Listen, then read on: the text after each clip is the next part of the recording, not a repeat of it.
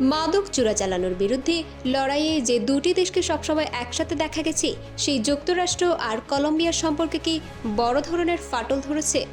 যুক্তরাষ্ট্রকে গোয়েন্দা তথ্য দেওয়া হঠাৎ বন্ধ করে দিয়ে কলম্বিয়া কি সত্যিই এই লড়াই থেকে সরে দাঁড়াচ্ছে, নাকি এর পেছনে রয়েছে মানবাধিকার রক্ষা এবং নিজস্ব কৌশলের এক বড় প্রশ্ন?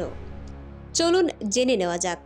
ঘটনাটা শুরু হয় 2025 সালের নভেম্বরে, যখন কলম্বিয়ার প্রেসিডেন্ট গুস্তাভো পেট্রো হঠাৎ করেই যুক্তরাষ্ট্রের সাথে সব ধরনের গোয়েন্দা তথ্য আদান প্রদান স্থগিত করার নির্দেশ দেন। কিন্তু কেন?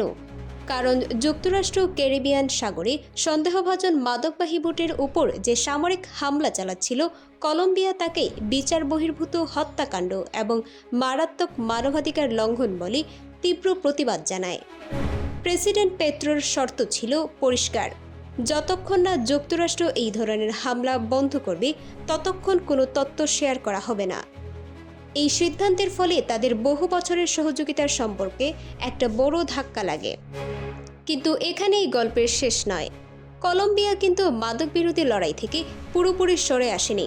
সাম্প্রতিক রিপোর্ট বলছে তারা অন্যান্য আন্তর্জাতিক সংস্থাগুলোর সাথে গোয়েন্দা তথ্য আদান প্রদান ঠিকই চালিয়ে যাবে।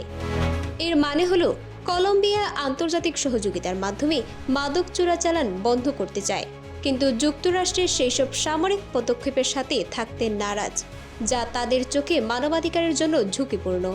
সুতরাং সংক্ষেপে বলতে গেলে, কলম্বিয়া যুক্তরাষ্ট্রের সাথে গোয়েন্দা তথ্য শেয়ার করা বন্ধ করেছে তাদের সামরিক হামলা ও মানবাধিকার লঙ্ঘনের প্রতিবাদ হিসেবে, কিন্তু তারা মাদক বিরোধী আন্তর্জাতিক লড়াইয়ে ঠিকই থাকছে।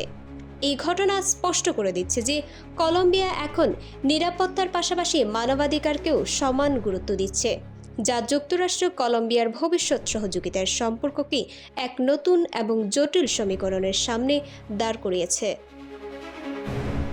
এই ধরনের গুরুত্বপূর্ণ আপডেট পেতে আমাদের সঙ্গে থাকুন।